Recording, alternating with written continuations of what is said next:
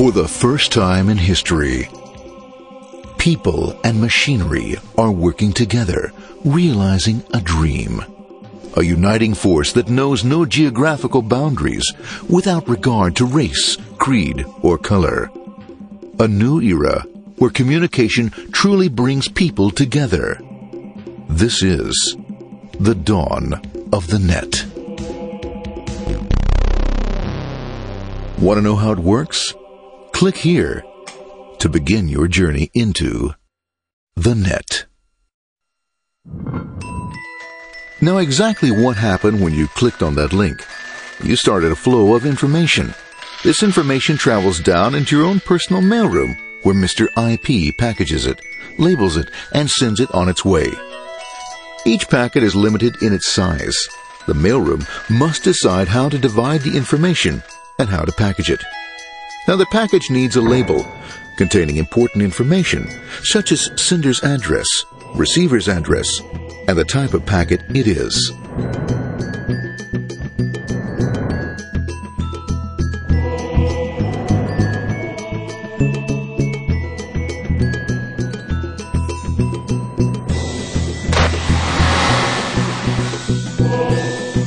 Because this particular packet is going out onto the internet, it also gets an address for the proxy server, which has a special function, as we'll see later.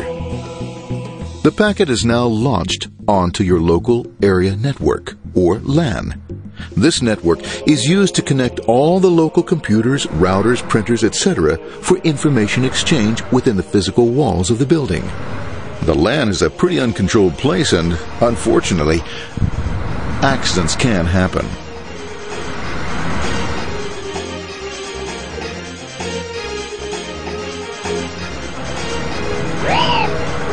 The highway of the LAN is packed with all types of information. These are IP packets, Novell packets, Apple Talk packets. They're going against traffic, as usual. The local router reads the address and, if necessary, lifts the packet onto another network.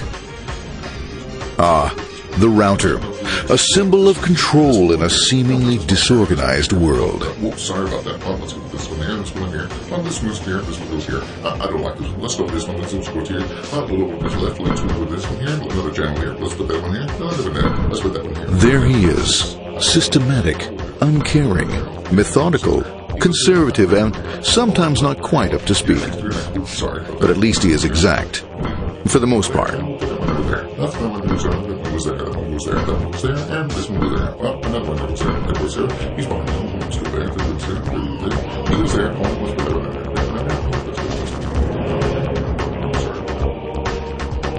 there. As the packets leave the router, they make their way into the corporate intranet and head for the router switch. A bit more efficient than the router switch plays fast and loose with IP packets, deftly routing them along their way. A digital pinball wizard, if you will. Here we go. Here comes another one. And it's another. Watch this, Mom. Here goes whoop, around the back. Hey, in there. Over the left, over the right, over the left, over the right. You got it. Here it comes. Right on. He shoots. He scores. It's going. Hey, wait. Watch out. Here comes another one. Oh, here we go. And it's gone. As packets arrive at their destination, they're picked up by the network interface, ready to be sent to the next level. In this case, the proxy. The proxy is used by many companies as sort of a middleman in order to lessen the load on their internet connection, and for security reasons as well. As you can see, the packets are all of various sizes, depending upon their content.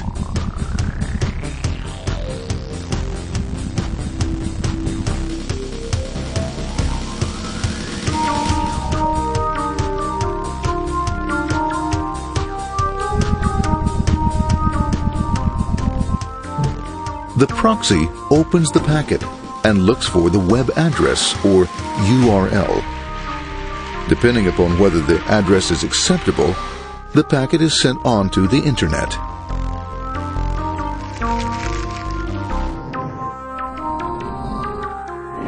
There are, however, some addresses which do not meet with the approval of the proxy, that is to say, corporate or management guidelines. these are summarily dealt with. We'll have none of that. For those who make it, it's on the road again.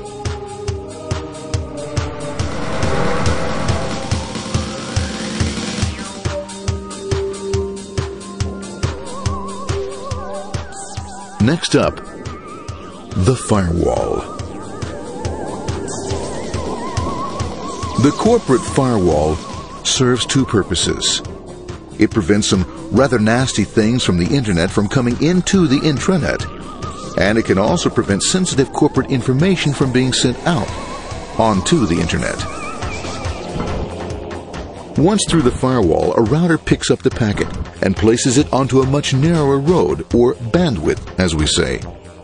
Obviously, the road is not broad enough to take them all. Now you might wonder what happens to all those packets which don't make it along the way. Well, when Mr. IP doesn't receive an acknowledgement that a packet has been received in due time, he simply sends a replacement packet. We are now ready to enter the world of the Internet. A spider web of interconnected networks which span our entire globe. Here, routers and switches establish links between networks. Now, the net is an entirely different environment than you'll find within the protected walls of your LAN. Out here, it's the Wild West. Plenty of space, plenty of opportunities, plenty of things to explore and places to go. Thanks to very little control and regulation, new ideas find fertile soil to push the envelope of their possibilities. But because of this freedom, certain dangers also lurk. You'll never know when you'll meet the dreaded ping of death. A special version of a normal request ping, which some idiot thought up to mess up unsuspecting hosts. The paths our packets take may be via satellite, telephone lines, wireless, or even transoceanic cable. They don't always take the fastest or shortest routes possible, but they will get there. Eventually. Maybe that's why it's sometimes called the worldwide wait. But when everything is working smoothly, you can circumvent the globe 5 times over at the drop of a hat. Literally. And all for the cost of a local call or less. Near the end of our destination, we'll find another firewall. Depending upon your perspective as a data packet, the firewall could be a bastion of security or a dreaded adversary. It all depends on which side you're on and what your intentions are. The firewall is designed to let in only those packets that meet its criteria. This firewall is operating on ports 80 and 25. All attempts to enter through other ports are closed for business.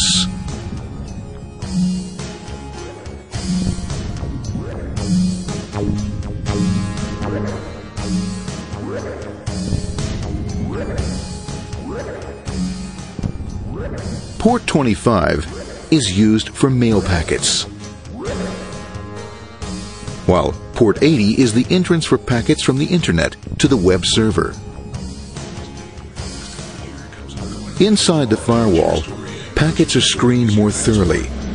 Some packets make it easily through customs, while others look just a bit dubious.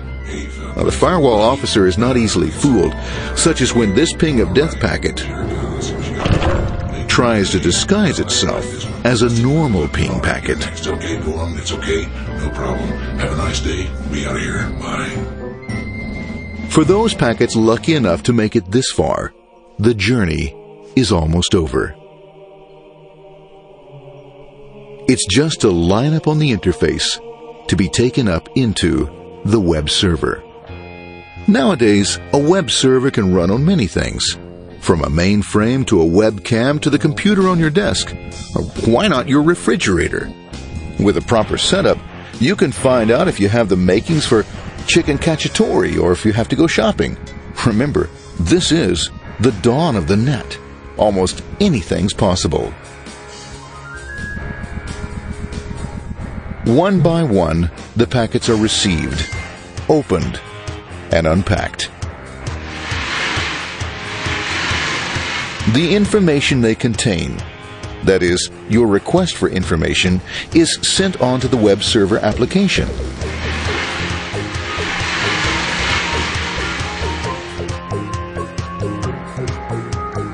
The packet itself is recycled,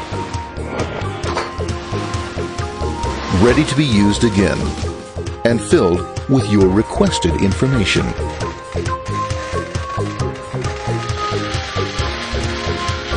Addressed and sent out on its way back to you. Back past the firewall, routers, and on through to the internet. Back through your corporate firewall.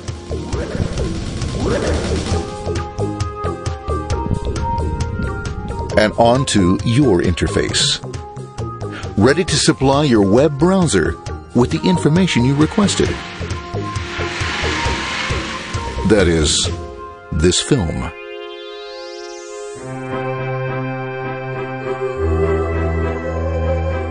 Pleased with their efforts and trusting in a better world, our trusty data packets ride off blissfully into the sunset of another day, knowing fully they have served their masters well.